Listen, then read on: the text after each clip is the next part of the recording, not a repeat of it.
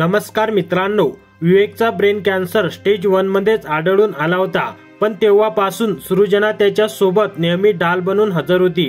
दोघांनी मिळून कॅन्सरला हरवण्याचा निर्धार केला आणि करोडो लोक त्याचे साक्षीदारही झाले। सृजना बळावर उभी राहिली, पण कदाचित नशीब तिच्या बाजूने नव्हते। शेवटी कॅन्सरचा विजय झाला, पण त्यांच्या प्रेम कथेतून दोघांनी लग्न, प्रेम आणि सहवास याचा खरा अर्थ काय हे जगाला नक्कीच सांगितले। यावेळी दोघांनीही आनंदाचे क्षण खुलेआम साजरे केले। ऑगस्ट मध्ये सृजनाने विवेकच्या 32व्या वाढदिवसाचा व्हिडिओ शेअर केला होता। नवऱ्याचा वाढदिवस खास बनवला होता। विवेकच्या चेहऱ्यावर आनंद स्पष्ट दिसत होता। सर्व प्रयत्न करूनही विवेकचा डिसेंबर मध्ये मृत्यू झाला। अनेकांनी विवेक सृजनाचे फोटो सोशल मीडियावर शेअर केले आणि ही सर्वात अनोखी प्रेमकथा असल्याचे मानले।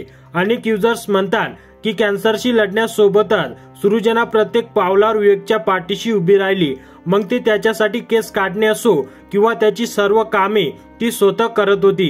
विवेकच्या अंत्यसंस्काराच्या वेळी सृजनाची अवस्था खूप वाईट होती। ती रडत होती। तिला पाहून सर्वांचे डोळे पाणावले। त्यांची प्रेमकथा खरोखरच निष्ठा आणि समर्पणाचे उदाहरण आहे। त्यामुळेच विवेक सृजना सोशल मीडियावर सातत्याने व्हायरल होत आहे।